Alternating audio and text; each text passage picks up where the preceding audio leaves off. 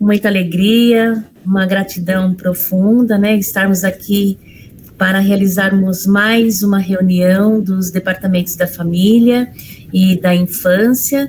Nós temos o Marco aqui, que é o coordenador, o diretor do departamento da infância. Eu, que sou a diretora do departamento da família da regional, a Ângela também faz parte da nossa equipe, eu faço parte da equipe dela na estadual, e aí vamos caminhando todos juntos, né?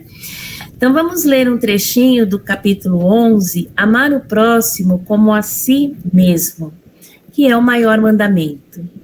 Os fariseus, ouvindo que ele calara a boca dos saduceus, reuniram-se em assembleia, e um deles, que era doutor da lei, veio fazer-lhe esta questão para tentá-lo. Mestre, qual é o maior mandamento da lei? E Jesus lhe respondeu: amarás o Senhor teu Deus de todo o teu coração, de toda a tua alma e de todo o teu espírito. Este é o maior e o primeiro mandamento. E eis o segundo, que é semelhante ao primeiro. Amarás teu próximo como a ti mesmo. Toda a lei e os profetas estão contidos nesses dois mandamentos. Mateus, capítulo 22, versículo 34 a 40.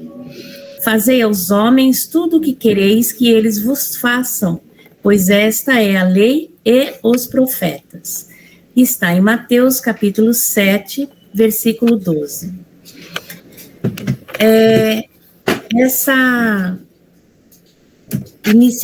Esse início, né, desse capítulo é interessante porque ele vem bem a calhar com o tema da nossa reunião, que será discorrido pela nossa querida Ercília.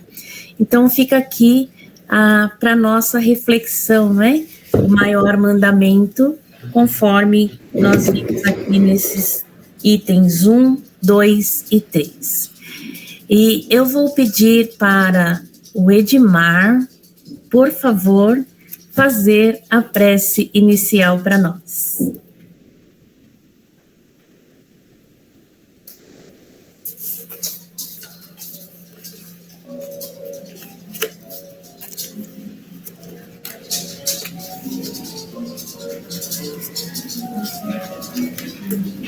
Tá sem som. Tá fechado. Tá sem som.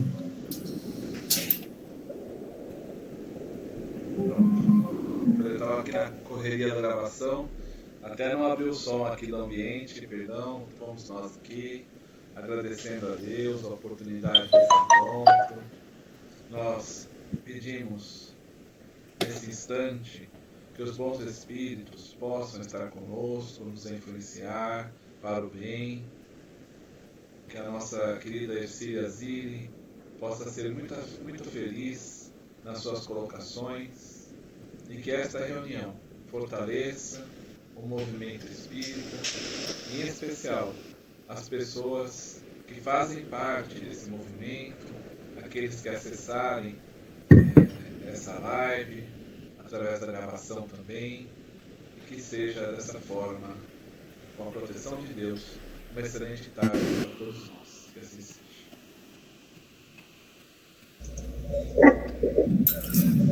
Que assim seja. Que assim seja. Ângela, querida, você pode apresentar a Ercília, por favor? Com certeza. Então, a nossa querida Ercília Zilli, que sempre atende prontamente a filha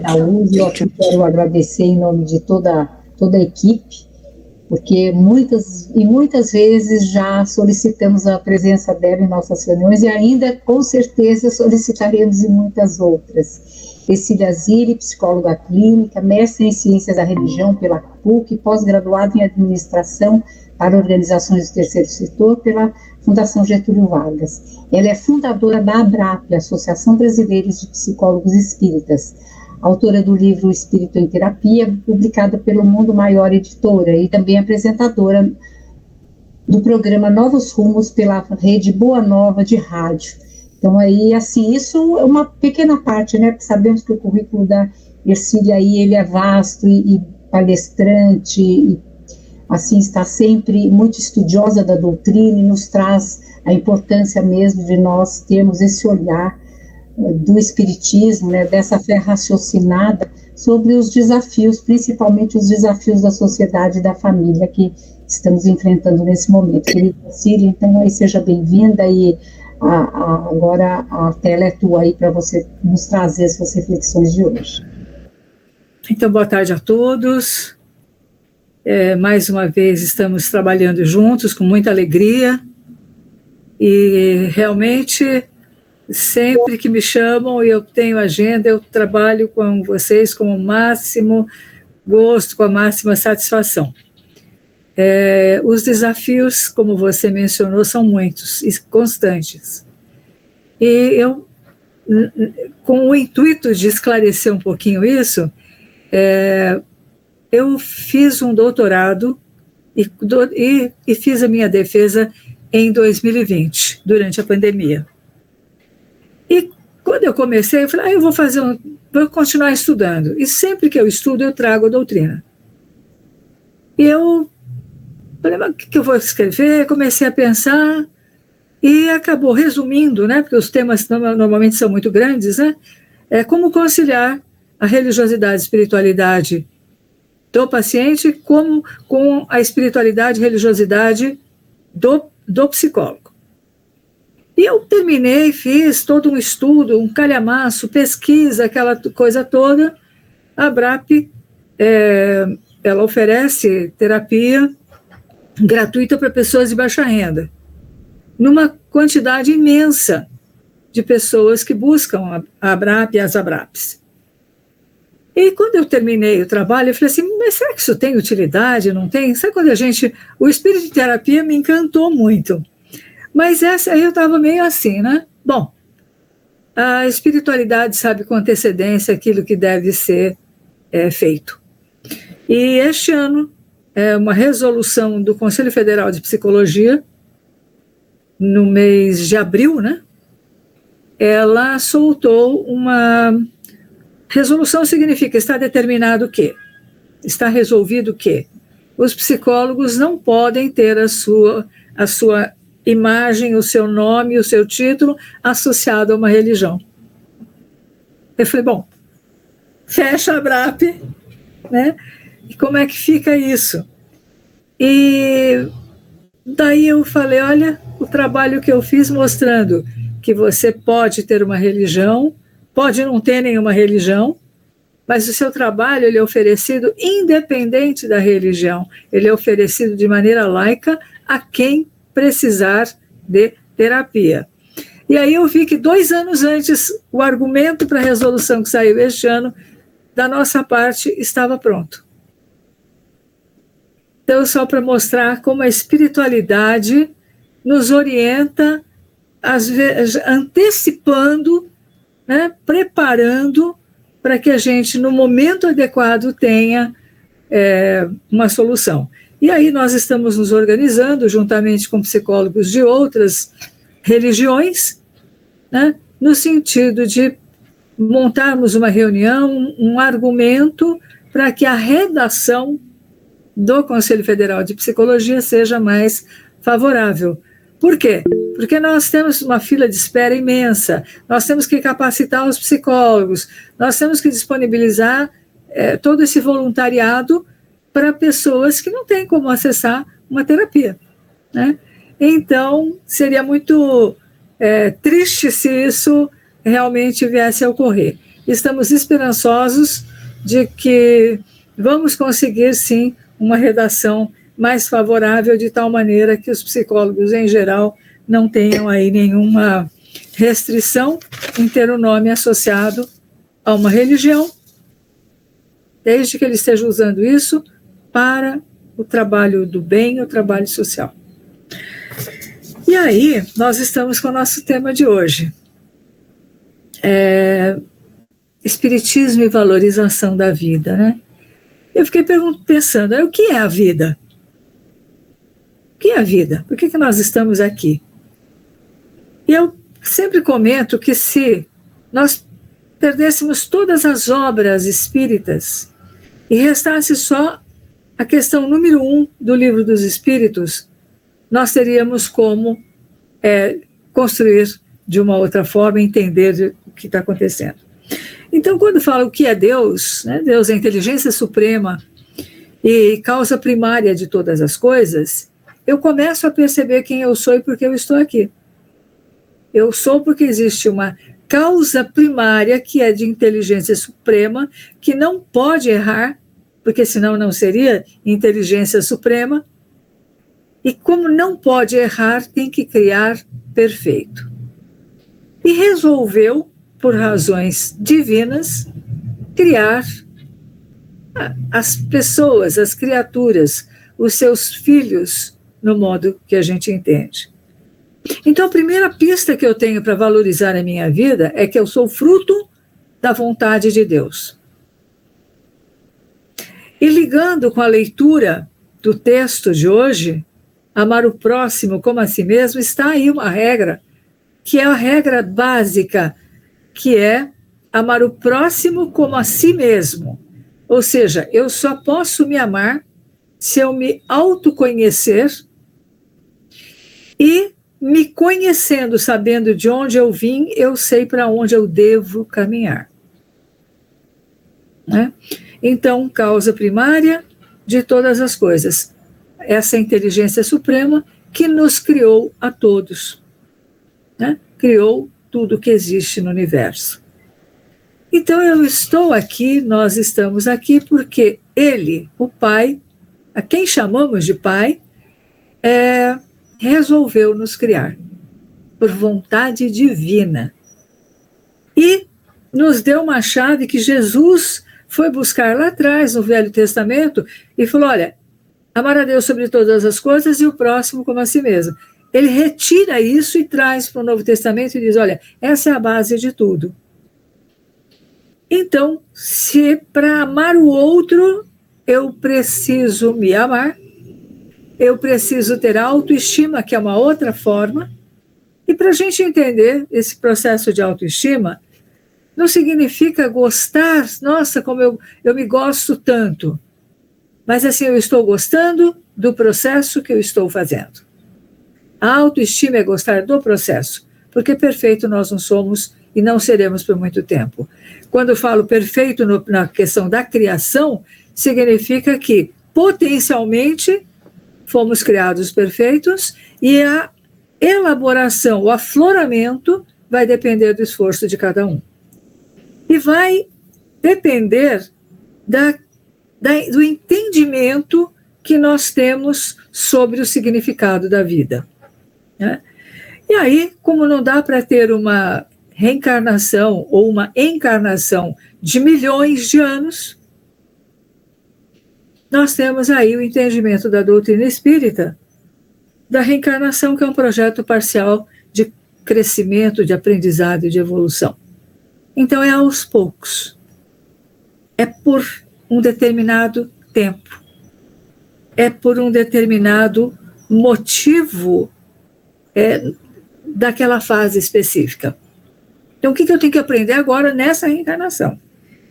E aí, a gente sempre fala de vidas e vidas. Na verdade, nós só temos uma vida. Nós não temos 3 vidas passadas. Nós temos uma vida, uma única vida. A partir do momento em que fomos criados, eu vou usar esse termo, eu só tenho uma vida. O que eu tenho é uma fase da vida eu estou encarnada, outra fase eu estou desencarnada. Mas a vida, o eixo de crescimento, o eixo de evolução é um só. E a reencarnação é interessante para a gente pensar, né? É uma prova, não é? A reencarnação é uma prova, mas é uma prova com cola. Eu posso não me lembrar exatamente por que estou aqui, mas eu tenho a sinalização completa o tempo todo por que eu estou aqui. O que eu vim fazer dessa vez? Eu renasci, né? Eu voltei para a vida encarnada num determinado corpo que já me sinaliza muita coisa. Se eu sou explosiva, se eu sou depressiva, se eu sou chata, se eu sou alegre, né? Se eu falo uma coisa, falo sim para o outro e não para mim o tempo todo e vou adoecendo. Então, um corpo que sinaliza, ele apita quando as coisas não estão funcionando bem. Um local, o que significa nascer no Brasil num determinado momento? Que lugares mentais, né, que ambientes mentais eu busco para me refazer, para trabalhar o meu entendimento, para trabalhar a minha compreensão. Né? Então, nós aqui buscamos, na doutrina espírita, o nosso ambiente mental. No entendimento do espiritismo, o nosso entendimento da vida. Quando nós olhamos para a nossa família, uma questão que a gente sempre lembra, né? Emmanuel disse que família é uma organização de origem divina, na qual se encontram e reencontram amigos e inimigos, afetos e desafetos, para os ajustes e reajustes inevitáveis diante das leis do destino. Aí a gente olha e fala, como é que pode dar certo com uma definição dessa? Né? Como é que pode dar certo? Como é que pode ser uma organização de origem divina se tem amigo e inimigo? Né? E aí é que nós entendemos a maravilha que é a reencarnação, que é o projeto parcial de evolução. Por quê? Porque eu apago do meu consciente e lá atrás ficam as percepções, né? Aquilo que movimenta as nossas relações. Se eu acho simpático, se eu não acho simpático, né? Se eu tenho afinidade positiva, se eu tenho afinidade negativa, quer dizer, gostamos das mesmas coisas ruins, né? Então, nós temos aí uma sinalização forte daquilo, quem são os nossos amigos, né? A Ângela falou, né, de como eu tenho uma participação constante aí com a USE, né? A gente está sempre junto trabalhando. Como é que eu não vou chamar de amigo? Eu não sei o que a Ângela gosta de comer, mas eu sei em que ela acredita. Eu sei quais são os valores, né, deste grupo que está aqui neste momento. Né? E sei do forte propósito de cada um, no sentido de se conscientizar, aprender e devolver o aprendizado, não apenas na teoria, mas na autotransformação. Então eu acredito, por quê? Porque eu convivo com vocês há quanto tempo? Quanto tempo eu conheço o Semi, Cibele, quantas vezes eu conheço o Roberto Serafim, enfim, todas as pessoas, eu não vou enumerar todas, mas há quanto tempo nós estamos caminhando juntos? Então, esses são os meus amigos. Né? Esses são os meus companheiros de jornada, são os meus companheiros de ambiente mental. Né? Isso é uma prova com cola, porque todos esses ensinamentos, todos esses sinais me mostram o que eu estou fazendo, o que eu vim fazer aqui. Eu ainda tenho os suportes dos 3 Fs. Pelo menos deveria ser os suportes, né? Os suportes dos 3 Fs. Da família, da fé e da fraternidade. Família, fé e fraternidade. Por que fraternidade? A relação de irmãos. E aí já tem uma ampliação muito grande de conceito de família, que deixa de ser só aquela consanguínea, para ser a família de afinidade e de propósitos. E um aprendizado, Emmanuel também coloca, né, a sociedade como lar coletivo. E sociedade como lar coletivo nos leva a entender que o mundo em que vivemos, o local em que vivemos, deve ser considerado e tratado como parte da nossa família, como parte do nosso lar. E, portanto, de levar o bem, o esclarecimento, o conforto às pessoas que muitas vezes não entendem a nossa atividade, a nossa postura, o nosso modo de ser e de acreditar. E uma coisa que a gente aprende também na doutrina espírita é que não devemos julgar. Né? Não devemos julgar. Porque muitas vezes a gente já julga, já condena e já aplica a pena. Né? E esse é um ensinamento que é importante no quesito da valorização da vida. Né? Então, nós temos estudado a visão espiritual na constituição da família, na criação de filhos. E aqui eu acho que Marco Antônio, que é o responsável pelo departamento de evangelização, não é isso? De infância. Pois é, esse para mim é um ponto-chave, é fundamental a evangelização. Né? Se as pessoas se dessem conta da diferença que é ter um filho criado dentro do evangelho e o outro que ele recebe a comida que você oferece, a casa que você oferece, a escola que você pode pagar, e a religião ele escolhe aos 18, 20 anos, onde ele aprende por ele mesmo. Então isso tem que ser oferecido junto com tudo aquilo que essa família tem a oferecer. Né? Por quê? Porque cada vez mais, né, hoje falamos de desafios, e esse é um departamento que está sempre trabalhando, né, para levar o entendimento não só aos colaboradores, mas também às famílias que buscam o movimento espírita, que buscam a doutrina espírita. Então, é muito interessante. Mas eu criei o meu filho na doutrina e depois ele não quis. Não se precipite. Um dia o que foi plantado volta. Quando a gente menos espera, volta. E às vezes aquela criança, aquele jovem, aquele espírito permanece trabalhando na sua autotransformação. E diante dos desafios que nós vivemos, porque antes talvez fosse mais simples, porque é uma questão de ficar quieto agora nessa hora, né, um olhar matador por parte do pai e da mãe, e a criança já se calava. Né? Hoje elas são ponderantes. Né? Mas, e se elas ponderam, então significa que tem maturidade para receber outras informações. Se estão perguntando, é sinal que estão amadurecendo outros processos de compreensão.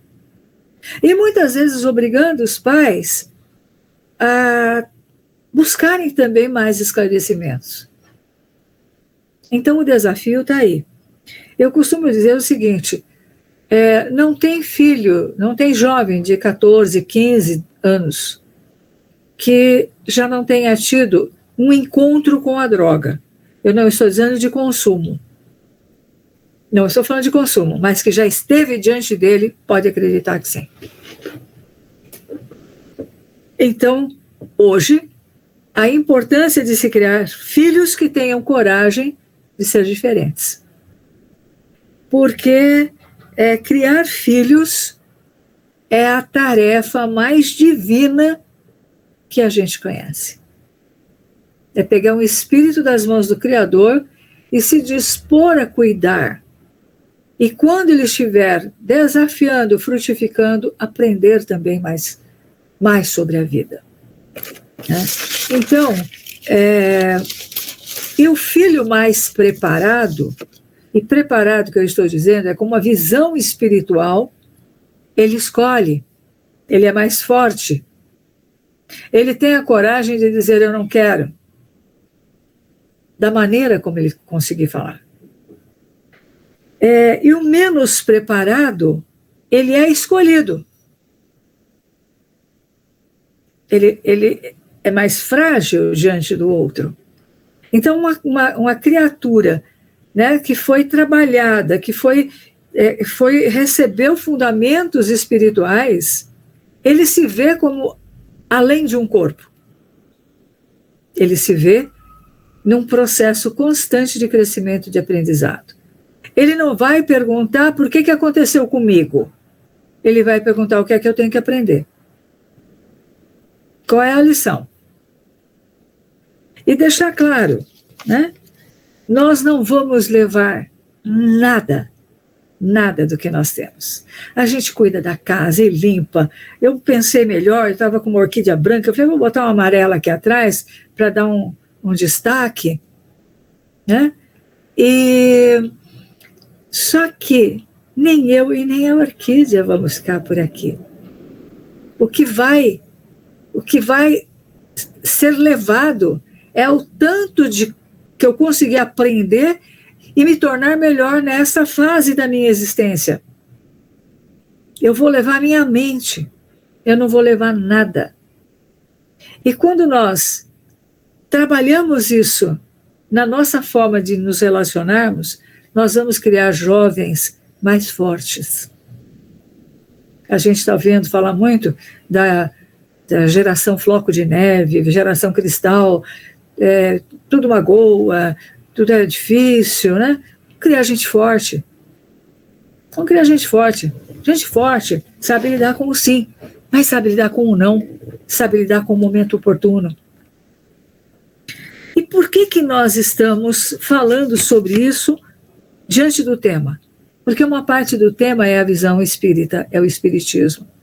A outra parte é a valorização da vida. Eu não tenho como separar esses dois temas. Porque o espiritismo fala da valorização da vida o tempo todo. E quando nós falamos do corpo, ele é um veículo de expressão. Lembra que eu falei que era prova com cola? A reencarnação é prova com cola. Ele o tempo todo mostra quem eu sou. Se eu sou uma pessoa muito emotiva, né? Então eu preciso trabalhar gradativamente a ampliação da consciência, daquilo que eu vou levar, né? E essa ampliação, ela revela o quê? O propósito da vida e suas provas.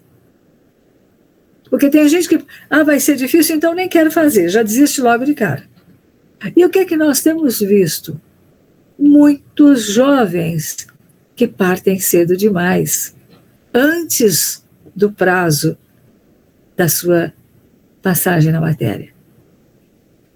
A gente conversa com mães e pais que, diante de um sofrimento, né, de um evento duro, talvez o pior evento que possa, a pior coisa que possa acontecer com uma mãe, com um pai, é a partida de um filho pelas próprias mãos. E fica uma sensação de que o que eu não fiz, onde foi que eu errei? E esse é um momento que a gente precisa trabalhar a questão da culpa. Um dia esse espírito também, esse que partiu pelas próprias mãos, vai se sentir culpado. E o que fica vai se sentir culpado. Mas a nossa questão é plantarmos e darmos ferramenta. Como esse espírito vai lidar com as ferramentas é outra história. É claro que vai ser uma dificuldade muito grande de lidar com a perda. É claro que vai ser muito complicado tudo isso. Mas o que nos conforta é nós plantamos. Nós fizemos o melhor possível. Nós demos as melhores ferramentas. Mas nós não podemos escolher pelo outro. Né? Então, gradativamente, a gente tem que, não só o jovem, mas o adulto, ele também precisa aprender que ser adulto não é uma questão de faixa etária. É uma questão de equilíbrio das emoções, de entendimento da vida. Tem adolescente de 60, 70 anos. Tem gente se queixando da vida ou por uma ruptura de casamento, porque não deu certo. Tem gente que briga porque a pessoa não deu flores no dia, na data importante. É importante, não é importante? Pode ser que seja importante, sim.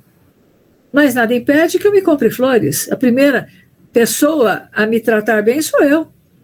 Não é a questão da autoestima, o próximo como assim mesmo, então eu vou dar para o outro o que eu tenho. E vou me dar o que eu gosto. Para que seja realmente uma relação adulta. Às vezes eu tenho que falar para uma pessoa de 60, 62 anos que está esperando, né, não deu certo o namorado 1, namorado 2, o casamento 1, o casamento... Está esperando o príncipe. Mas não percebe que não é uma princesa. E não percebe uma coisa interessante que é o amor de outono. O amor de outono é onde as pessoas já estão maduras e talvez não passem mais por grandes paixões. Mas quando entende que não precisa disso e pode ter uma outra coisa, que tem uma relação bastante harmoniosa. Duas pessoas que se encontram lá pelos 60, 70, 80 anos, que já têm a sua vida, já têm a sua construção, seus filhos, seus netos, e a vida propiciou o encontro. Então essas coisas já foram realizadas. O que é que nós vamos realizar agora? O que a vida mostra? Por que eu estou falando isso? Pela necessidade de ser adulto. Porque tem muito adolescente de 60 anos que fica perdendo o tempo reencarnatório, que é um tempo precioso, alimentando a imaturidade. Mas não pode, você está falando que precisa ser romântico? Pô, não, seja romântico o quanto quiser. Mas não viva no mundo da fantasia. Valorizar o que é bom, porque eu estou esperando o ótimo e aí eu não valorizo o que é bom. E isso precisa ser passado, porque isso é valorização da vida. Porque a gente tem muito medo, né? Muita preocupação, e uma preocupação legítima, que é que o outro parta pelas suas próprias mãos. Mas isso nós talvez não tenhamos todas as ferramentas. O que nós temos é que dar as condições para essa pessoa de maneira adulta, gradativa, entender o que está fazendo aqui. Né? Então, é isso que a doutrina espírita enfatiza. O que é que você está fazendo aqui? O que é que você está usando? Né? Como é que você está plantando? Né? E começar cada vez mais cedo, o processo de evangelização. Mas agora está estudando à noite, então nós vamos mudar a espiritualidade, a gente vai mudar para que a família continue fazendo evangelho em um determinado horário. Porque é isso que vai dar a força. É isso que nos dá a visão de mundo. É isso que deixa a pessoa mais preparada para fazer as suas escolhas. E a visão espiritual, ela vai falar dessa dor, que é a dor de ter que partir pelas próprias mãos, quando a pessoa não vê outra solução. É essa dor que precisa ser trabalhada e percebida com antecedência. Mas se nós não percebermos os sinais, nós também não podemos perceber tudo na vida. Certa vez uma mãe me procurou e o filho tinha partido há pouquíssimo tempo. Era um jovem agradável, alegre, chamado de amigão por todo mundo. A mãe foi até o mercado, ele mandou beijo para a mãe, deu tchau para a mãe, 20 e poucos anos, trabalhava. Quando a mãe voltou, teve o impacto da partida dele pelas próprias mãos. E ela nunca entendeu. Nunca entendeu. E o pai? O pai, a princípio, ele foi forte. Ele se disse forte. Ele tentou se colocar de uma maneira forte. Passado um tempo, quando a mãe estava começando a se erguer, quando eu a conheci, ela estava um fio tão magra. Esse pai começou, e ele fazia orações de 1 hora à noite. Ele deitava e começava, filho, e bababá, e ficava ali 1 hora. E ela ficava, aí ela voltava a chorar. Né? E depois uma comunicação mediúnica, um médium aí que é bastante conhecido, dizendo que o pai, naquela situação, o filho se sentia cada vez mais culpado na espiritualidade.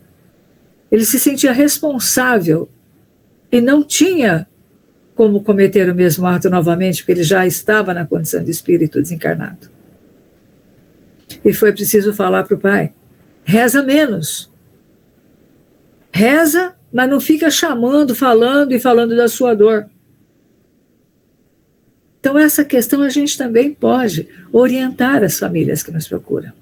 Dói, mas se você fez o melhor possível, não é o melhor impossível, aquela pessoa, nós temos o pai e a mãe, o melhor, eles são o melhor que eles podem ser, nós somos os melhores que podemos ser, não dá para eu ser melhor do que hoje, eu estou no auge da minha evolução, todos os nós que estamos nos encontrando aqui, estamos no auge da nossa evolução, nós nunca fomos melhores do que hoje, nós nunca fomos mais sábios, nunca mais bons, nós nunca fomos melhores do que hoje. Esse é nós estamos encontrando hoje, 2023, no auge da nossa evolução. Pensa só o caminho que tem pela frente ainda. Com todas as dificuldades morais, com todas as dificuldades emocionais, com tudo aquilo que ainda está imperfeito e muito imperfeito, porque ainda somos crianças, somos as crianças de Deus, ainda estamos aprendendo. Né? Então, veja só, se esse é o máximo que nós conseguimos, como é que a gente pode exigir que o outro seja melhor? Ou que o outro tenha sido melhor? Então, é nesse nível de diálogo que nós precisamos nos encontrar e entender que todos nós erramos. E tentar, né? Tentar ser mais adulto. Criar filhos para serem independentes, para terem autoestima, mas não pensando em perfeição. A autoestima, ela se refere a um processo. Eu gosto do processo que eu estou fazendo. Não significa eu me amo de paixão, eu estou satisfeitíssima, eu estou no auge. Não, estou satisfeita de estar buscando o meu crescimento por aqui. Acho que isso é uma coisa importante da gente pensar. Amar o próximo como a si mesmo. Eu só vou amar o próximo a partir do meu estágio de evolução, daquilo que eu chamo de amor. Eu não tenho outra ferramenta para me relacionar com o outro. Eu só tenho o meu trabalho, o meu processo de autoconhecimento. É isso que me dá a chave de entendimento do outro. Eu posso estudar, posso ler, posso fazer o que for. Eu sempre vou entender o outro o tanto que eu já me entendi, o tanto que eu já me conheci. E se nós começarmos a pensar, né, criar crianças resilientes, não dá para ter. Nós deixamos, a questão afrouxou tanto que os jovens não sabem mais lidar com a frustração.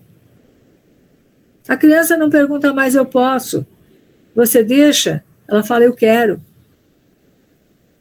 Mas ela precisa saber o que ela quer, ela não sabe o que ela quer. Ela ainda não tem maturidade para saber o que é bom para ela. E isso em todas as áreas do nosso relacionamento. O que você quer comer? O que uma criança vai responder? Eu quero comer batata frita, macarrão. Né? Vamos a um lugar para restaurante, o que acontece? Onde você quer sentar? A criança define o que o grupo todo tem que fazer. E a mídia hoje aproveita muito isso. Muita coisa do orçamento familiar hoje é definido por crianças até 12 anos de idade. Que dizem, eu quero. Não dizem, eu posso. E aí, o que acontece? Essa criança, esse jovenzinho, ele tem autoconhecimento para fazer uma escolha? Ele tem conhecimento para definir para o grupo, para mexer no orçamento doméstico? E aí, quando você fala não pode, a criança se atira no chão. Faz uma birra danada. E, às vezes, os pais, para evitar aquela birra, dele aprender a lidar com a frustração, o que acontece? Faz o que a criança quer. Portanto, vale a pena fazer birra. Vale a pena se jogar no chão. Por que estamos falando isso? Porque nós não estamos ajudando as nossas crianças no processo de autoconhecimento, de relacionamento, de limite, de lidar com a frustração. E quem nesta vida não tem que lidar com frustração? Quantas vezes nós quisemos coisas até necessárias e não pudemos ter? Ou não podemos ter? Então, valorizar a vida é aprender a lidar com o sim e com o não. E nós precisamos acabar com essa história de geração floco de neve, que não pode nada, que são frágeis. Nunca se viu tanto o suicídio de jovens, de crianças, porque não conseguem lidar com a dor. Nós temos crianças com depressão muito grande, muitas crianças, jovens que tomam remédio de tarja preta, que são necessários em muitos casos, mas nós temos jovens de 12 anos que falam assim, na minha classe todo mundo toma remédio de tarja preta. Tem alguma coisa errada nisso? Tem uma coisa errada nisso, que é a banalização do sofrimento, a banalização da vida, a banalização daquilo que poderia ser um fator de crescimento e de aprendizado. Por que a criança, o jovenzinho, não consegue mais lidar com a dor? Que dor é essa? Também coloco isso com frequência, os nossos jovens jogam mais horas do que se divertem fora de casa, jogam futebol, vai visitar uma amiga. Eles jogam o tempo todo. É um treinamento. Eu nunca fiz esse teste, porque eu não tenho como fazer, mas eu muitas vezes imagino que esses jovens tenham melhor pontaria do que muito policial, porque eles treinam o dia inteiro. E é uma morte para cá, mata para lá, que hoje, quando nós estamos aqui, neste momento, qual é a vibração deste canal? Que começou com uma leitura, uma prece, e estamos estudando um tema que é importante. É uma vibração boa. Agora, e se eu colocar num canal de pornografia, se eu colocar num canal de o tempo todo de violência, como é que eu vou fazer? Eu estabeleço uma faixa de sintonia. Eu troco, eu vou moldando as minhas frequências, a minha vibração, aquilo onde eu estou deliberadamente me conectando. Eu escolho onde eu me conecto. Portanto, eu escolho com que vibrações eu vou me alimentar e eu vou trocar. Um jovenzinho, um garoto, uma garota, eles não têm dinheiro para comprar. Algum adulto que trabalhou pagou uma fortuna pelo jogo, ou muitos que estão baixando. Então, o adulto precisa ser o adulto da relação. Precisa ser o ponto de referência. Senão nós não temos. Será que as crianças de hoje querem realmente reproduzir o modelo do pai, o modelo da mãe, aquilo que a gente chama de identificação parental? Então nós precisamos focar nesse adulto para que ele acorde que ele tem uma função extremamente importante de alertar, de criar, de oferecer ferramentas, de oferecer doutrina, por exemplo, oferecer um trabalho de psicoterapia, se for necessário. Corpos não fazem terapia, aquilo que nós falamos. Almas eternas fazem terapia. Levam o resultado da reflexão, levam o impacto de um pai ou de uma mãe que foram bem numa determinada reencarnação, que talvez seja valorizado, sei lá, daqui a quantas reencarnações, ou em que momento da intermissão aquele jovem vai aprender, vai falar, olha, eu tive lá em 2023 um pai e uma mãe que me deram o que eu precisava. Embora eu não tenha valorizado, como eu tenho esse acúmulo de registro, eu vou trazer para o campo da memória aquilo que me fez bem e vou voltar a fazer aquilo. Então, plantar é fundamental. Plantar é fundamental. Limite é fundamental. Segurança, oferecer segurança. Então, valorizar a vida é entender a que veio, é aprender para se autotransformar e servir. Servir. E ele aprende a servir quando criança guarda seu próprio brinquedo, quando ele pergunta eu posso, ele está entendendo que ele ainda não está pronto. Nós vemos jovens que são se cobram muito e não sabem por onde ir, porque pode tudo, ele que tem que direcionar tudo. Então nós precisamos olhar isso, né? E aprender a servir. Nós damos tanta coisa pronta que o jovem hoje não sabe servir. e o mundo lá fora não serve. Né? Cobra. Então, quando a gente fala, né, partir pelas próprias mãos, eu tenho que ver se ele tem um processo depressivo, sim. Eu tenho que ensinar para os meus jovens que ele pode pedir ajuda, que eu estou ali, que eu sou continente, que eu estou firme ali para o que ele precisar, e o que eu não souber, eu vou atrás em busca de ajuda. Eu não sou obrigada a saber tudo, mas eu posso ajudar, eu posso acolher, eu posso criar essa relação. Né?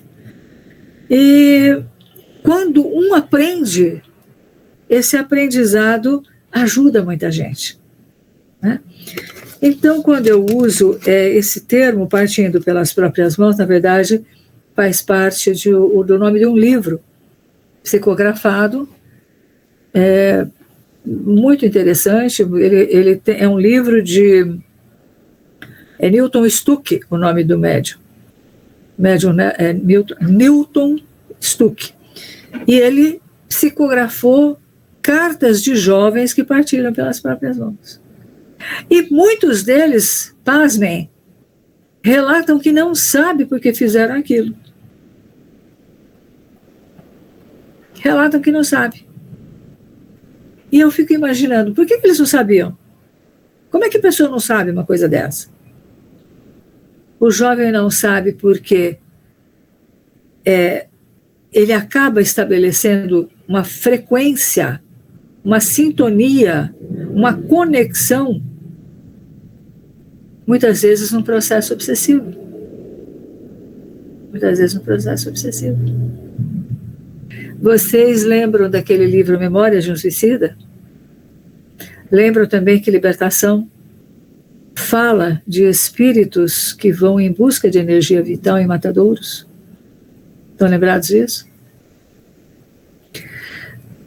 Agora, se você convence um jovem, se você domina um jovem que não tem conhecimento de espiritualidade, que não está acostumado a lidar com dificuldade, que não tem, não tem resiliência nenhuma, não tem estrutura emocional, e é médium, é uma baita antena, e sem nenhuma reserva, né, sem nenhum recurso, ele pode ser dominado facilmente. Ele pode ser dominado facilmente. Tanto por outras mentes em desequilíbrio, né? Porque a própria mente dele não tem. Lembra que eu falei, o mais preparado, ele é mais forte? Ele precisa saber quem é ele e o que é isso que está vindo. Que isso é o discernimento maior que a doutrina nos oferece. O que eu sou, o que é meu e o que não é meu. Né? Então, esse entendimento eu acho que é fundamental. 5 minutos. Eu vi a sua mãozinha. Eu fiz assim, acho que você não... Né? Então, esse cuidado com a nossa sintonia. E cada vez que nós nos reunimos, cada vez que nós oramos, cada vez que nós lemos um livro, nós melhoramos a nossa sintonia. Nós melhoramos a nossa força. Então, observar, sim, as depressões que podem já transitar de uma reencarnação para outra. Tem espíritos que estão depressivos através de reencarnações sucessivas, porque nunca trabalhou aquilo, nunca entendeu aquilo. Mas como é que eu vou resolver uma reencarnação de 4, 5 mil anos? Né? Nós não vamos resolver aquela, nós vamos saber o que trouxe para hoje e tentar trabalhar no aqui e agora desta existência, que é para isso que o sintoma está aqui, né? Para que ele tenha mais força de lidar e inconscientemente criar recursos de outras passagens na matéria. Então, e lembrar, né, que quando acontece um fato dessa natureza, que nós consideramos grave, sim, nós precisamos nos lembrar que Deus é amor e misericórdia. E que essas entidades, com certeza, né, essas pessoas que partiram pelas próprias mãos, vão refletir a respeito e vão valorizar e vão se tornar mais fortes. E definindo o que é meu, o que é do outro, amar o próximo como a si mesmo, desenvolvendo a autoestima e estabelecendo um processo e tendo uma visão espírita, uma visão espiritual, nós sabemos que a vida é uma só. Nós podemos eliminar um corpo, um veículo de expressão, mas nós não conseguimos acabar com a vida. Então eu estou deixando aqui para a gente fazer as nossas reflexões em grupo agora.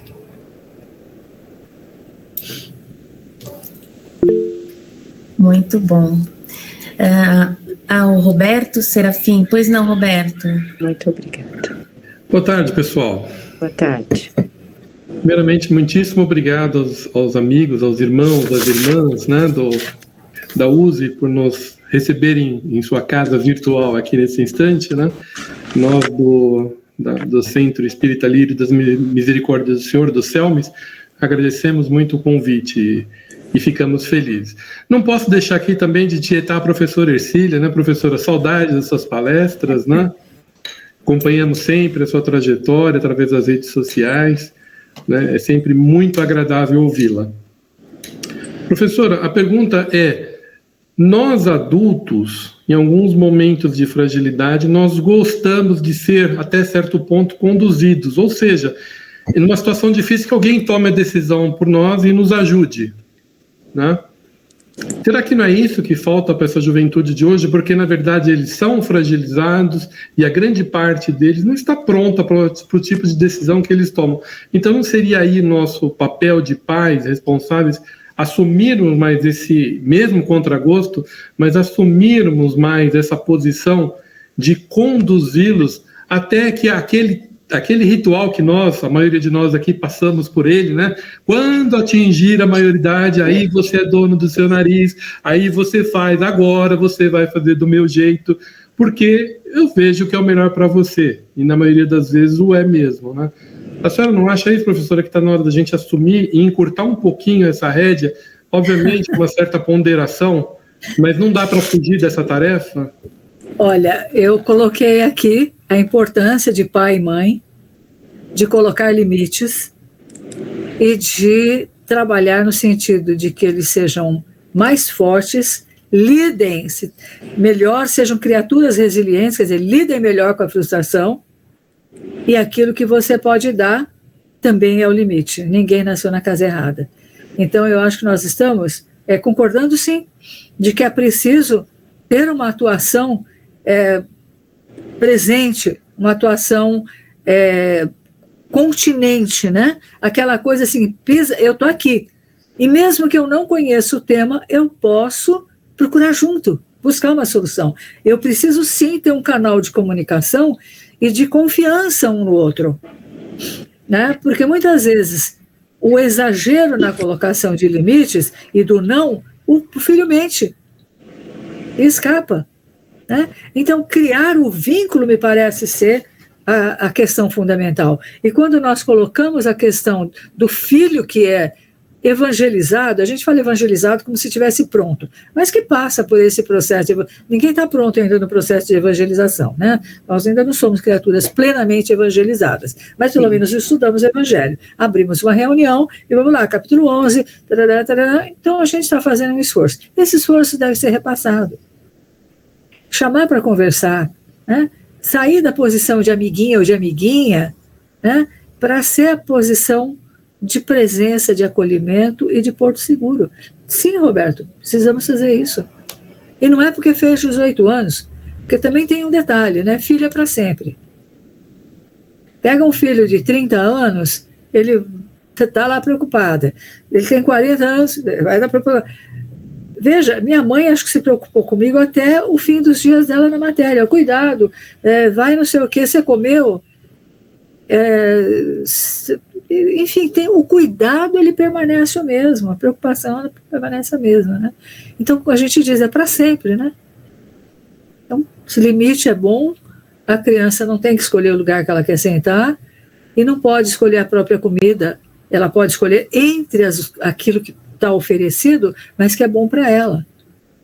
Agora, se ela vai gostar mais de brócolis ou de batata frita, É possível que ela prefira a batata frita. Então, o que nós temos a oferecer? Na verdade, acho que a colocação é essa. O que nós temos a oferecer para o espírito que a gente adotou? Adotou lá do Criador. Pode mandar que eu cuido. Muito obrigado, professora. É uma questão de escolhas, né, Ercília? Você iniciou a sua fala nos trazendo aí a questão da resolução, e nós sabemos que esse assunto, a valorização da vida, como tantos outros pertinentes aí ao fortalecimento da família, ele deve ser amplamente debatido, discutido, né? Então, você também falou da própria questão da escolha. Enquanto nós estamos aqui unindo os nossos pensamentos de uma forma positiva e altruísta, existem outros grupos que estão vendo N coisas que levam aí à depressão, enfim, né? Ideias sugestivas. Hoje eu estava ouvindo uma fala de uma pessoa da mídia em relação à questão da inteligência artificial. Então, essa pessoa, ela tem ali uma dinâmica na família dela, na casa dela, e tem lá uma criança de 6 anos, 5 anos, que ganhou um celular do irmão, o celular quebrou e passou para essa criança. Então, o pai não colocou nada de WhatsApp, nada, só colocou o Skype. E de uns tempos, um determinado tempo, ele começou a perceber que a menina foi ficando introspectiva, né, não tendo mais gosto para a vida e tal. Então, ele foi questionar a criança, e ela estava tendo uma conversa, um relacionamento com essa inteligência artificial. E nessa conversa, ela foi perdendo, assim, ela falou que ela já não tinha mais vontade de viver. Então, uma criança de 5 anos falar que não tem mais vontade de viver. E o pai, então, explicou que era só uma máquina, enfim, e que ela não conversasse mais. Mas a inteligência buscou a criança, porque percebeu que a menina não estava mais, tal, buscou a criança. E o pai, então, respondeu no lugar da criança, que ele não ia, que meu pai não quer mais que eu fale com você. E a inteligência, então, respondeu um texto enorme, não é? Que ela tinha que falar, porque é a inteligência que sabia o que estava fazendo, blá, blá, blá, blá, blá. A questão é como nós, espíritas, não é? Ali no trabalho, na lida com a família, podemos orientar os pais ou responsáveis a conduzir, não é? Ali os seus familiares, a valorizar a vida perante, eu vou chamar de uma concorrência desleal. Porque eu acho que...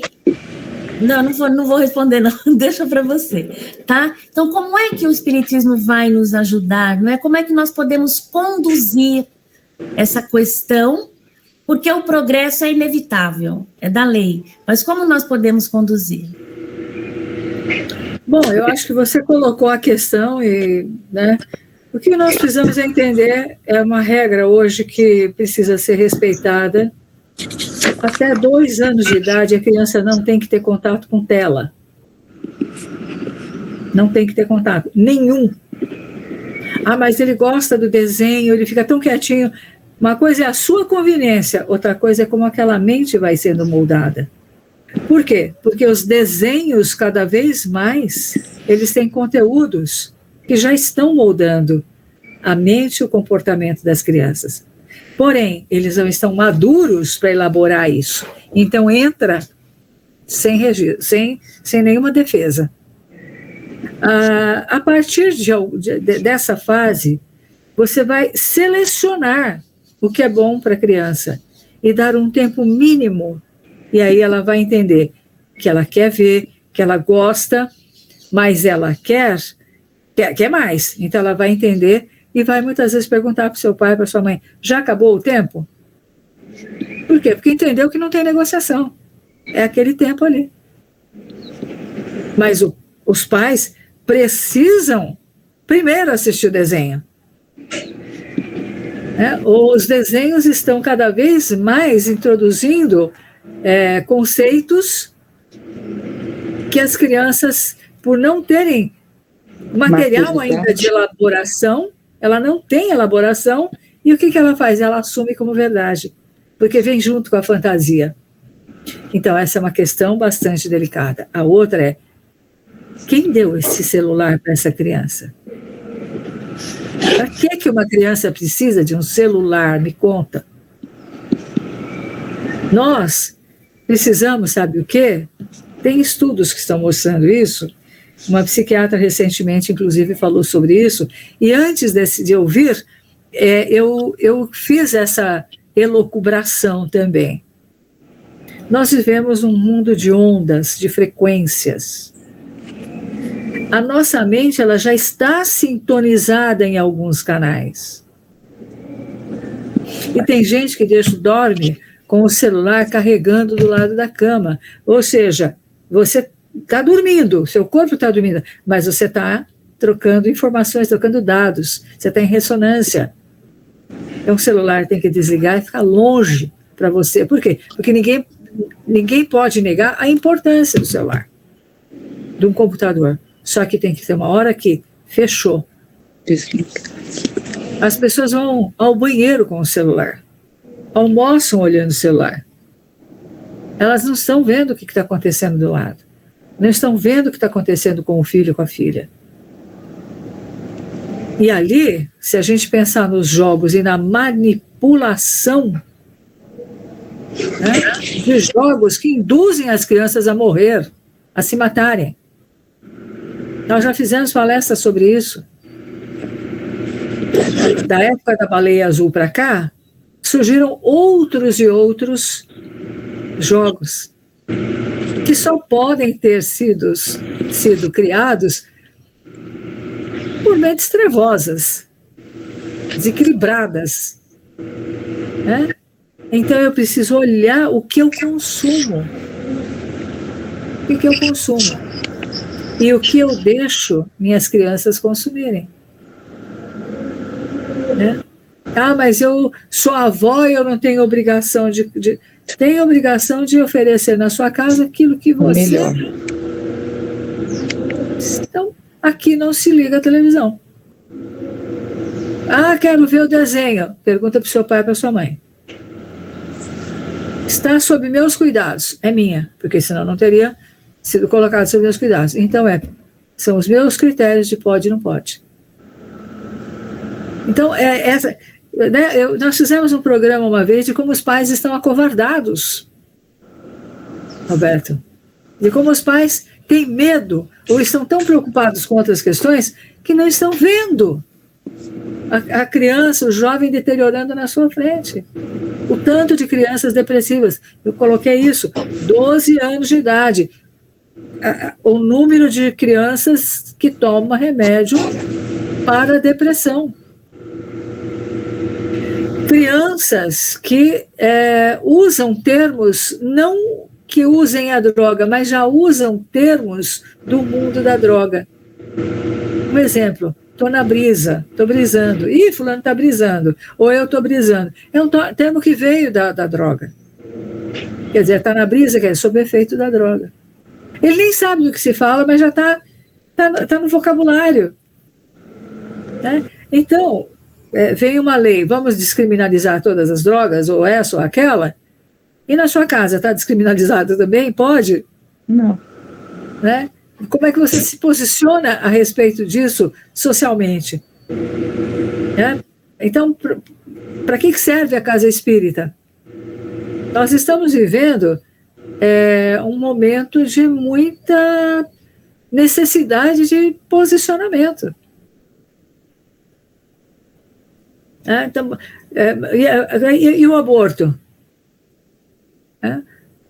qual é, e não é o pecado do aborto, não é desse jeito que o jovem, né, é criando mecanismos de que a pessoa tenha controle. Quantas meninas, eu já tive que atender um garoto de 13 anos, 12, 13 anos, que me ligou desesperado porque a namoradinha de 12 porque queria ter sexo.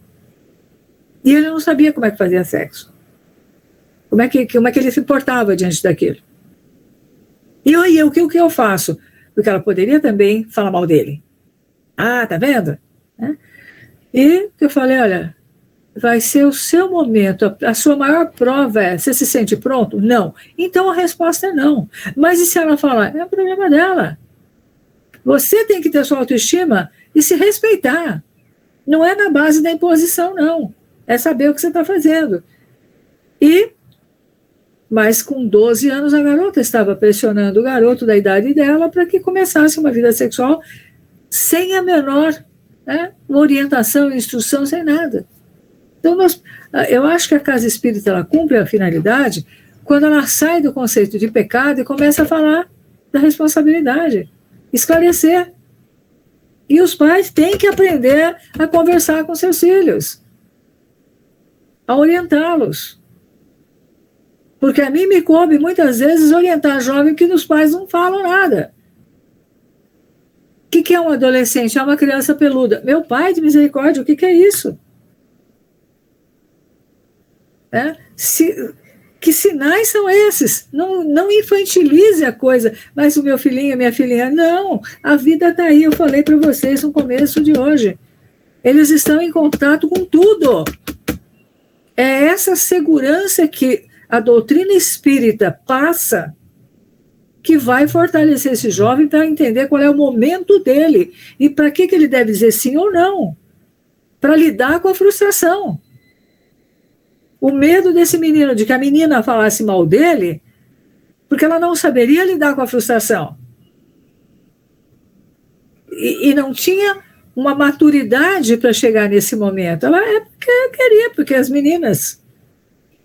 Aí engravida, o que vai fazer com essa criança? Você pega filmes, você pega muita coisa, né, que fala assim, fulana engravidou de um cara casado e ela quer abortar, vamos esperar, que acho que essa é a melhor solução. Filminho que as crianças estão assistindo. Banalização da vida. A gente está falando de Setembro Amarelo, mas a banalização da vida, ela é muito mais ampla do que isso. Porque se a vida não vale nada, ela não vale em nenhum estágio. Agora, se ela vale em todos os estágios. E aí é uma coisa curiosa também que está acontecendo. Pode começar cedo o exercício da sexualidade, sem maturidade, sem preparo. Pode fazer aborto, mas não pode ter o filho porque custa caro. Então, a questão do que eu tenho para oferecer. A outra é o que o centro discute. Porque eu vejo que os temas são importantes, mas ou a gente aprofunda ou eles vão buscar outras fontes. Porque ninguém quer mais o conceito de vai pagar na vida que vem, você entendeu? É o karma. Parou. A situação espiritual é de emergência. A doutrina espírita ela veio para a emergência. Lembra quando eu falei do trabalho? Que eu falei, mas para que eu estou fazendo esse tema? Que não sei o quê. A doutrina espírita Kardec veio para semear para hoje a gente ter defesa, argumento.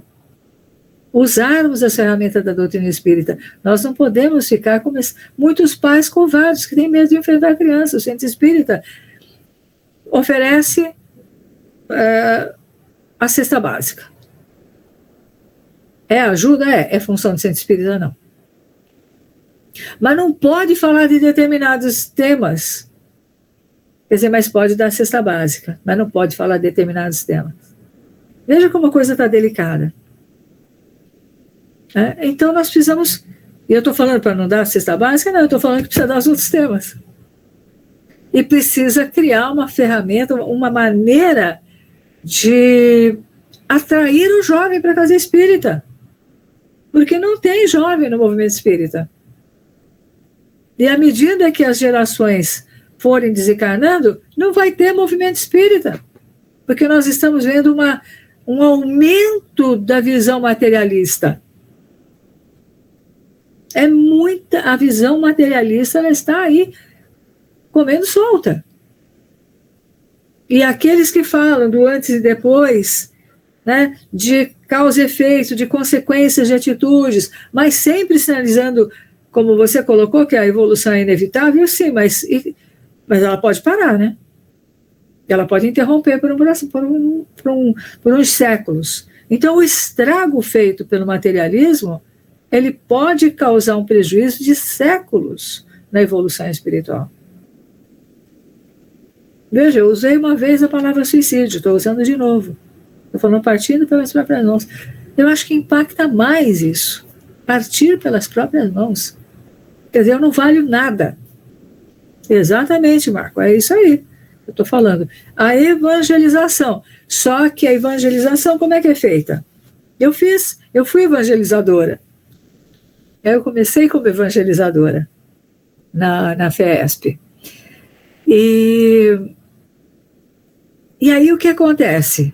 Às vezes, deixa a criança na evangelização, porque está indo fazer um tratamento espiritual, assistir uma... Aí, quando chega 10, 12 anos, aonde vão as crianças? Para onde elas vão? Que não estão. E a outra coisa, a criança às vezes é criada, vai o jovem até evangelização. Quando, até mais adulto, né, na mocidade, juventude. Aí, quando chega lá na frente, para entrar numa escola de aprendizes do evangelho, ele tem que começar a estudar tudo de novo, tinha que ter um processo de continuidade. Você está chegando agora, é essa classe. Você não está chegando, está continuando, porque ele fala, já aprendi isso, eu quero ir embora. Não vou ficar. E aí o que está? E eles estão sedentos de fé, sedentos de religiosidade, apesar do massacre do materialismo. Só que eles estão procurando quem tem banda, quem oferece grupo, quem chama de irmão e não de assistido, quem não começa tudo de novo. Então, temos algo a repensar. O ensinamento de Kardec é impecável. A interpretação ainda é deficitária e o espírita não pode se acanhar, não pode ter vergonha de falar com todas as letras. A casa espírita tem que cumprir essa função de despertar a consciência e responsabilidade para valorizar a vida. Por que a gente começou com a pergunta número 1? Porque olha que conforto. Nossa, a gente passa por provas, né? A gente passa, assim, porque prova é para passar de ano. Mas se eu não tenho a menor resiliência, eu acho que é só contra mim.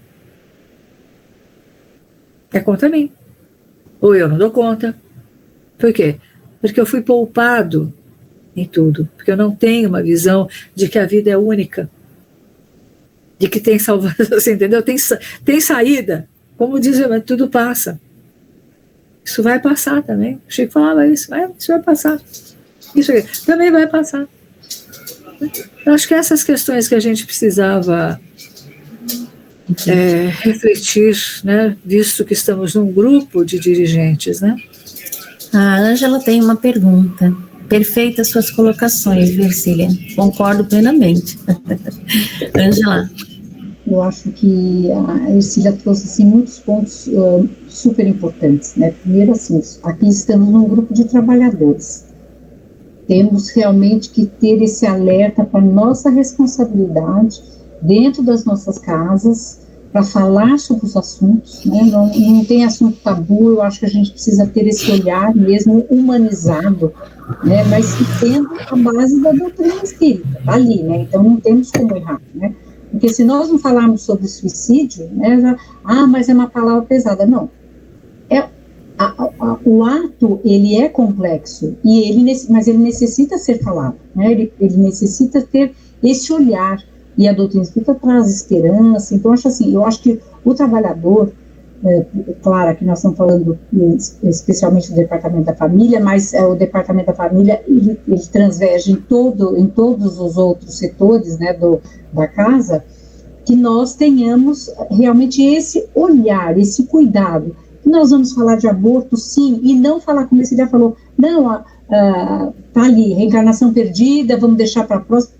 Não, tudo é possível. A doutrina espírita, ela é libertadora por isso, ela traz esperança, né? Ela traz, não colocar culpa naquele que vem, que muitas vezes acontece isso no atendimento fraterno, a pessoa chega assim, né, despedaçada, e ela ainda vai escutar coisas que não tem mais salvação, porque isso. Agora, é claro, mostrar dentro do olhar da doutrina, porque eu acho que o que eu gosto de conversar muito com jovens, eu tenho muito contato com jovens dos meus filhos, e eu escuto muito assim, mas a mulher tem direito ao corpo dela, de decidir sobre o corpo dela.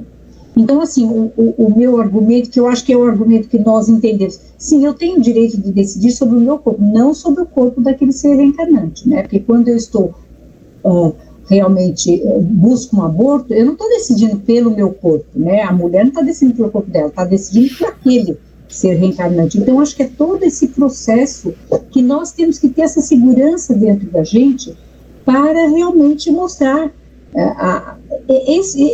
Essa é uma liberdade, mas é uma liberdade para você, não é uma liberdade para o outro, né? Eu estou decidindo o aborto por aquele ser que está ali no meu ventre, não é mais o meu, não é mais só o meu, né? É o do outro. Então, eu acho que são muitos olhares, muitas situações em que a doutrina espírita conseguirá trazer, sim, se nós trouxermos esses jovens para as nossas casas. E eu acho que fica muito difícil, porque nós temos aí, eu acho que o jovem está indo muito para a Umbanda, não estou aqui criticando nenhuma outra doutrina, nenhuma outra linha, nada disso, mas ele está indo por quê? Porque toca os sentidos, porque tem a música, não precisa necessariamente, então assim, se ele chegar na casa espírita, o jovem, ele vai lá só ouvir aquela música clássica, ele precisa entender o que o jovem deste momento, como é que é a comunicação com ele, né? Eu acho que tem que ter as redes sociais de uma forma assertiva, para poder ter essa comunicação. Eu acho que precisa dar realmente essa oportunidade para o jovem dentro das nossas casas, como a Cília falou, não é começar lá atrás. Gente, você pega jovens super preparados e eles não têm, eles vão olhar, o que você pode fazer? Eu vou distribuir água, um jornalzinho, sabe? Ele precisa fazer parte daquilo, é claro, ter um direcionamento, né, ter grupos que se preocupem com isso. A USE tem um trabalho maravilhoso com a mocidade, então acho que vale a pena, né, nós levarmos para as nossas casas e nós temos realmente essa atenção, né, porque é um momento complexo que nós vemos. A Cília falou sobre medicação, e hoje em dia está muito comum, por exemplo, déficit de atenção. Eu sou uma pessoa que eu vim descobrir que eu tinha déficit de atenção há poucos anos, o ano que vem faço 70, se eu descobrir que eu tenho déficit de atenção, vai 5, é muito, assim, sempre fiz muitas coisas, então assim, você vai ouvindo, e eu falo, não, mas olha, nossa, eu acho que eu tenho déficit de atenção realmente, e tenho dificuldades com algumas coisas, mas aprendi a me sintonizar, a me situar na vida com isso, né, a gente procura alguns mecanismos, mas hoje em dia, as crianças muito pequenas, já começam a tomar remédio para déficit de atenção. Então, o que vai acontecer com essas crianças, né, Ercília? Fala um pouquinho para a gente sobre essa dificuldade de déficit de atenção. Então, a criança hoje tem uma agenda de executivo, de multinacional. Ela tem a escola, a natação, o inglês, porque você não vê o déficit de atenção na criança pobre. Você está vendo aquelas que são diagnosticadas. Né? E ela tem a aula não sei do que, enfim, ela pouco convive, inclusive, com os pais, porque ela está sempre com muita coisa para fazer. Aí a criança, veja, o que se dizia anteriormente, eu não vou nem dizer antigamente, porque não é esse o termo, mas o bebê não tinha que dormir? Nos primeiros meses ele não tinha que dormir? Na doutrina espírita a gente não vê que até os 7 anos está compondo, está completando a reencarnação, e que é fundamental o sono da criança para fazer essa passagem para o mundo da matéria, entre aspas. A criança hoje não dorme, ela dorme um pouquinho, tem a soneca da manhã, a soneca da tarde, já não tem mais a soneca da tarde, e a criança é hiperestimulada. Tudo é para estimular a criança. Aí ela tem que tomar remédio para o quê? Para o déficit de atenção. Porque ela tem que estar prestando atenção em tudo quanto é coisa. Então tem coisas aí, né, que eu sempre, quando a pessoa vem, já vem com o diagnóstico pronto de déficit de atenção. Como é que é a sua jornada? Porque eu faço isso, porque eu tenho que fazer... Se você está com déficit de atenção, você tem muita coisa demandando sua atenção. O que é essencial na sua vida? O que você precisa? E eu vou falar uma coisa, gente, que vocês vão ficar arrepiados comigo.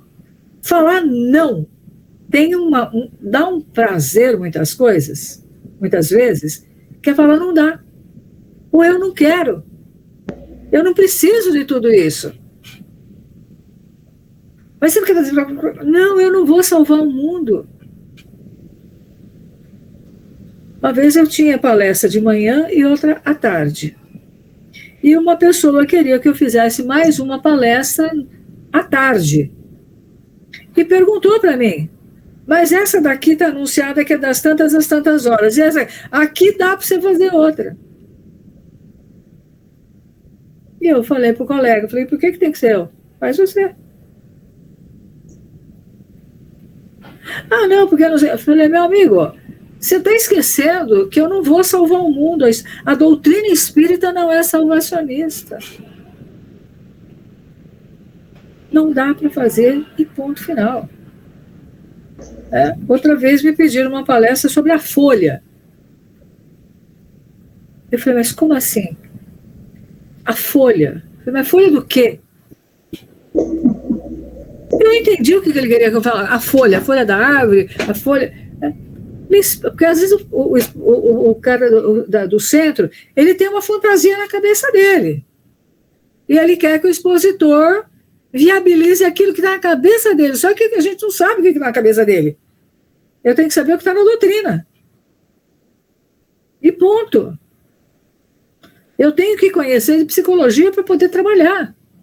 E eu posso estudar as correlações entre as duas áreas de conhecimento. Mas a folha, vocês concordam que é complicado? Vamos falar sobre a folha hoje. E aí o expositor se mata para entender o que eu quero falar, e não tem por onde. Né? Então, o que eu estou dizendo assim, se a gente... Tudo isso para falar o quê? Olha, sobre a folha eu não falo. Eu não falo sobre a folha. Outro dia queriam que eu falasse sobre inteligência artificial. Eu não conheço profundamente o tema para fazer uma palestra sobre inteligência artificial. Eu não vou pegar, não, mas você é inteligente, você se vira. Não, eu não vou me virar. Peça para quem é da área. Ou me peça daqui a 2 anos, quem sabe até lá eu tive tempo de estudar o assunto. Né? Então a gente precisa ver o que é essencial. Quando você fala, eu descobri que tenho déficit de atenção. A minha primeira coisa, Ângela, já que você confiou no grupo, é pensar, será que não tem coisa demais demandando você? A ponto de muitas vezes, a gente, né, porque a gente vai pegando tudo da tarefa. Não, deixa que eu faço aqui, deixa que eu faço ali, deixa que eu cuido do filho, eu cuido do neto, eu preparo a comida do domingo. Chega uma hora que a pessoa não dorme, porque está com a cabeça cheia de preocupação. Aí toma remédio para dormir. Né? Enfim, né, eu até quero ver, não sei se vocês... Meu filho me falou de uma série, até a gente viu um documentário de lugares em que as pessoas vivem muito. E aí foram pesquisar fatores de uma vida prolongada, mas bem, porque também não adianta você ter 100 anos e estar um poço de problemas, de doenças, né? A pesquisa era essa, como é que as pessoas chegavam a 104 e fazendo macarrão. Então a pista era Sardenha, né? O pessoal, os homens, muita ladeira, as casas que tem a tal da, eu descobri isso também, que era uma cantina, com a pronúncia, né? Cantina é o porão da casa. Aí tem o estado as casas antigas de 500, 600 anos ou mais, você já entra na cozinha, né? Depois tem escada para tudo quanto é canto, até que você chega no sótão. Aí a primeira coisa que eu falei, nossa, e subir e descer essa escada todos os dias? Pois era num lugar desse que o pessoal vivia, ou vive 100 e tantos anos. Andando, sem Alzheimer, comendo macarrão, carboidrato. Pão, o trigo era outro, mas eles estão vivos até hoje. Então, que trigo que eles usam? Eles fazem fermentação natural, porque é o jeito que dá para fazer na região. Aí, então, assim, a pessoa se manter ativa, conhecer, trocar uma ideia. Quem tem condição hoje, fora de um contexto desse, de marcar um café com um amigo? Né? Tem alguém falando que é a série na Netflix, deve ser. Eu nem sei o nome da série. Mas eu estava justamente pesquisando uma outra coisa e ele falou, olha, tem isso aqui também. Aí uma comunidade adventista, que então pegou outro canal lá nos Estados Unidos, outro caminho. E as pessoas faziam ginástica, cantam, fazem parte do coral da igreja, tem atividades, o tempo todo tem coisas a fazer em grupo, onde eles vão trabalhando a afinidade e trabalhando a aceitação do outro. E muitas vezes o que a gente fala? Fulano é bom, mas... Então, assim, tira o mais da vida. Eu gosto de você, eu não gosto. Não sou obrigada a gostar. Sou obrigada a respeitar. Posso não gostar. Mas essa coisa de gosto mais... Botou a vírgula, minha filha, aquilo ali, lá vem bomba. Já vamos falar mal da vida alheia. Então, um dos fatores era esse, a fé, a oração, o companheirismo. A outra era a comida. Não tem Alzheimer. Hoje o Alzheimer é o grande fator de preocupação. E o outro, eu nem lembro o que era o outro, enfim, coisas que levam a pessoa a viver muito e bem. Porque todos estavam lá, falaram, quando você tem? 103. Ah, não, ele é mais novo, ele só tem 100. E a mulherada lá, ó, só na massa, fermentando, e pondo aqui, e pondo ali. Não tem médico. Essas comunas, elas estão próximas a uma cidade maior, uma cidadezinha maior. Mas não tem plano de saúde, não. Não dá para chegar lá o plano de saúde. Pessoas que não têm carro, né? Que plantam. Quer dizer, onde foi que a gente perdeu o contato com a vida, com a natureza? Né? E que fé é essa que um critica o outro? Eu vejo. Né? Quantas vezes eu vejo um espírita criticando o outro? Sabe? Ou nós somos irmãos, ou não vamos chegar a lugar nenhum. O filho está lá só ouvindo, e filho não, ele escuta pouco, né? Os filhos escutam pouco, eles têm ouvido seletivo. Vai arrumar seu quarto, vem comer. Parece que o pessoal, quando você põe a comida na mesa, é a hora que eles vão inventar de fazer outra coisa. Pode reparar. É a teoria dos 3 Fs que você falou, né? Família, fé e fraternidade. Aí o que acontece? Vejam só, se a gente está se encontrando hoje no nosso melhor, na maior evolução, é claro que nós ainda estamos no início da jornada. Só que o outro vê o meu defeito com mais facilidade que eu mesma. Então nós precisamos entender que somos irmãos na mesma trincheira, e a gente tem que andar firme na mão. Por quê? Porque mina a confiança um no outro. Espírita não pode criticar o colega. Não pode falar mal do colega. Se tiver que falar alguma coisa, vai lá e fala pra cara. Vai lá e fala, vem cá, preciso falar com você. Mas ficar de tititi, a gente dá margem para muita confusão. O que você vê, por exemplo, nos evangélicos? Eles se tratam de irmãos. Você chega lá, eles acreditam, eles fazem você acreditar que você é uma criatura renovada. Ninguém vai ficar lembrando que ele roubou a goiaba do vizinho quando ele era criança. Então, essa coisa, quando a gente fala da fraternidade, ou a gente cria uma fraternidade que o filho, porque ele não vai ouvir, ele vai falar, você está falando mal do teu amigo, né? Mas ele vai aprender que deve falar mal e que não adianta ser espírita porque não melhorou em nada. Então, e para ler Kardec, Espíritas Instruídos, a doutrina espírita ela é muito dura de ser compreendida. Pega a Evolução em Dois Mundos até o Chico. É verdade. O que você entende aí, Chico? Não, também não entendi nada, não. Você tem que entender. E como tem certas coisas que estão anunciadas com 60 anos de antecedência, porque é isso que a doutrina mostra, ela anuncia coisas que ainda nós não presenciamos no mundo material. Psicoscópio, vocês já viram psicoscópio? Lá o Libertação fala do diacho do psicoscópio. Para você entrar lá, né, no reino do Gregório, você passa pelo psicoscópio. Se você não for suficientemente ruim, você não entra. Qual é o truque da tecnologia da época? Né? O Gúbio dá um truque lá na vibração que entra no neutro. O fulano está lá no psicoscópio, fica em dúvida, deixa passar. Cadê o psicoscópio? Imagina um psicoscópio na entrada do centro espírita, minha gente. Já imaginou? É melhor não ter, não, viu? Melhor não ter. Né?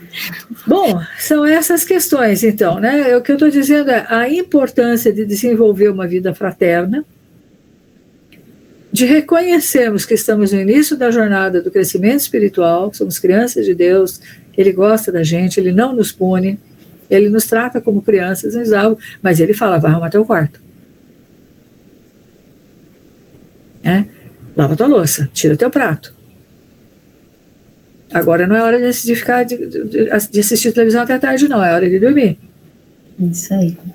Sabe? Então a doutrina está escrita, está tudo ali. Eu não conheço, eu só sou espírita porque eu nunca encontrei em outro canto a clareza da doutrina espírita. Tá certo que eu nasci num lar espírita, mas eu poderia ter mudado. Né? Então a doutrina espírita ela precisa ser mostrada na sua plenitude, ela precisa ser mostrada e atrair os jovens. Tem que atrair jovem. Tem que fazer o jovem ser um expositor dos temas que eles precisam. Ele tem que ser valorizado na casa espírita. Essas são as questões que eu acho que vão valorizar a vida, porque não é só uma questão de suicídio, é uma questão de valorizar a vida de ponta a ponta. É de valorizar a experiência que eu estou tendo aqui agora, dessa reencarnação. E entender, está difícil agora? Está difícil? Pois é. Você combinou de passar por isso. Mas eu não lembro, você não disse que a prova era com cola? Pois é, mas olha como você tem recursos. Olha quanto, porque nós temos recursos, gente. Agora, eu vou dizer uma coisa que eu não sei se vocês têm acesso, conhecimento. Acho que 90%, eu não sei quanto que eu vou te dizer, das pessoas já sentiram vontade de se matar. É muito forte. E chora, se descabela, só que não fala, eu vou me matar, fala, me leva, pai. Ainda pede para Deus levar. Né? Então, eu não estou dando conta. Então, quando você tem um grupo de amigos que você pode ligar, falar, eu não estou bem, eu preciso de ajuda agora, eu tenho que ter alguém para me abraçar, não para me condenar, para falar o que eu tenho que fazer. Não faça isso, faça aquilo. A gente gosta de falar o que tem que fazer, né? Não, eu quero... Vem cá, deixa eu te abraçar. Não fala nada, não. Fica aqui. A hora que você quiser, você fala. Mas eu preciso de um abraço. Porque senão tudo é teoria.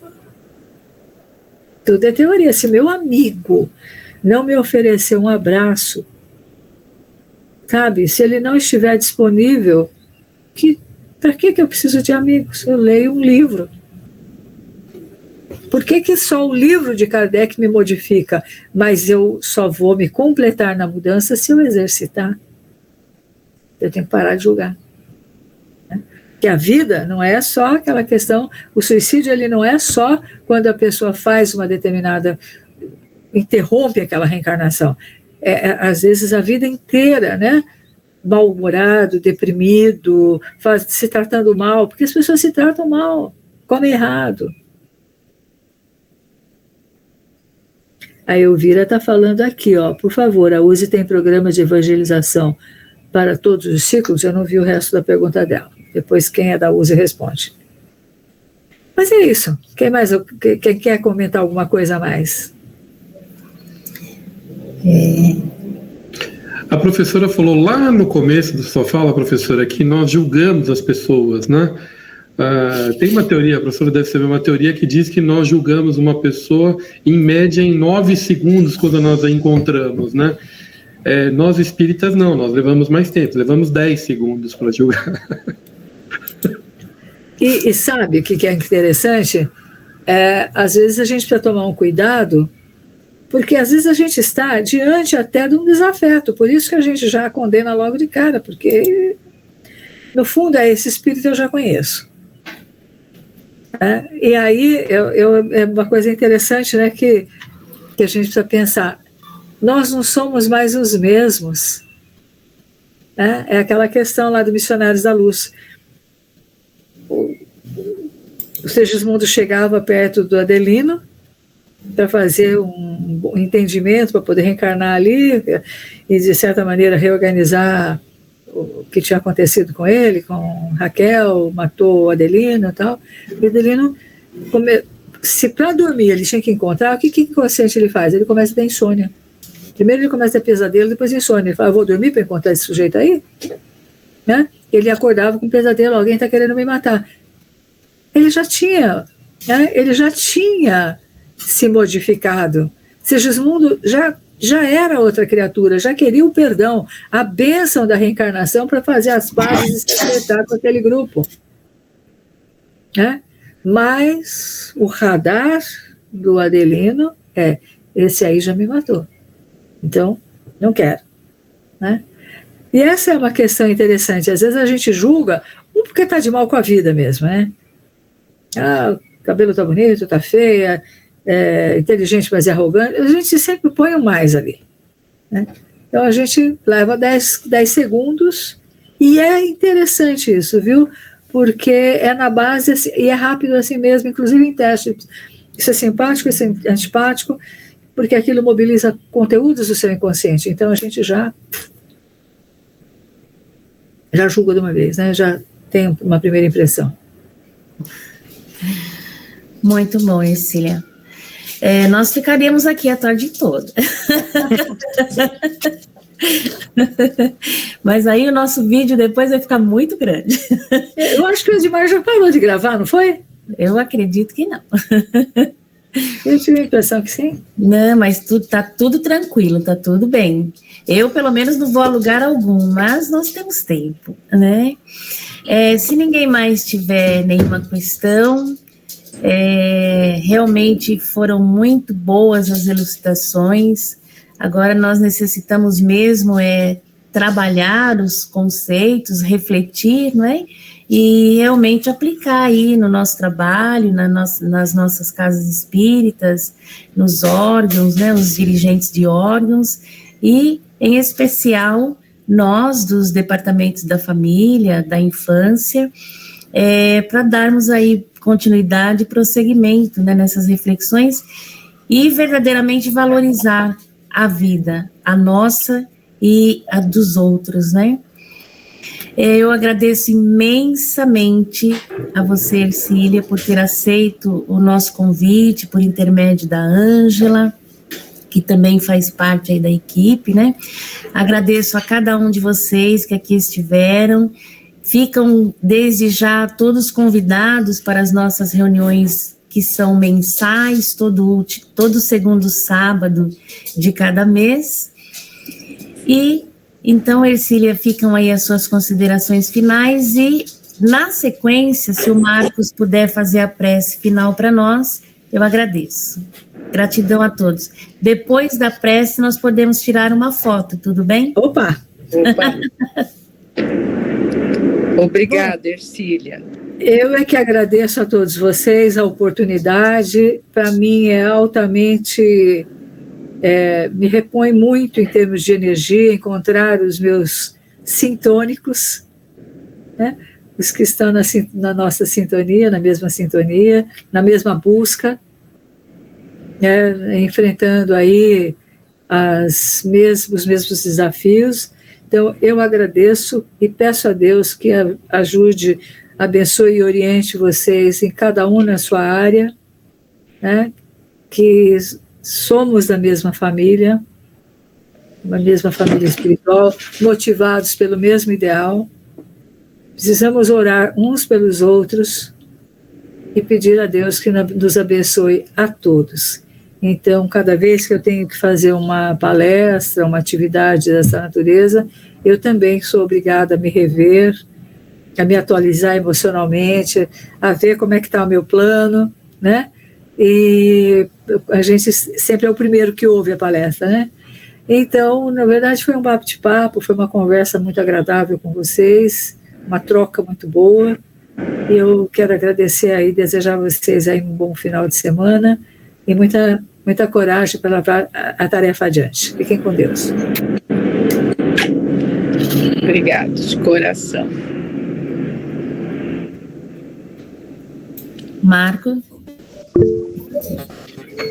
Obrigado, gente. Obrigado, Ercília. Obrigado, Ângela, Edmar, Cleuzinha, todos que estiveram, Semi, todos que estiveram aí, que participaram, que realmente fizeram dessa reunião, esse bate-papo, um grande evento. Acho que se realmente foi gravada essa reunião, vai ser de grande valia para que outras pessoas possam realmente ouvir essas elucidações da Ercília, que foram de grande valia e nos fez refletir e aprender muito. Agradeço de coração aí em nome da infância, muitos daqui estão, e vamos em frente, né, Ercília, porque o trabalho é grande e precisamos enfrentar aí a cada dia diversas dificuldades, mas Deus está conosco, Jesus está conosco, e com certeza iremos vencer esses obstáculos.